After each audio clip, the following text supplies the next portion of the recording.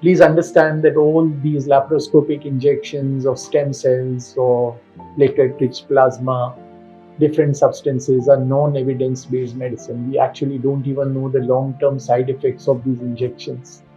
If your AMH is low, it is not yet zero, please switch over immediately to minimal stimulation IVF, pooling of embryos, testing the embryos for chromosomal aberrations with PGTA using next generation sequencing.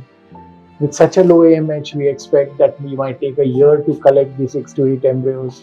After we collect the embryos and send them for testing, we'll have at least 3 normal. Once you have 3 normal, we do a single embryo transfer. You have a 70% chance of getting pregnant with each embryo transfer. Please start your treatment immediately.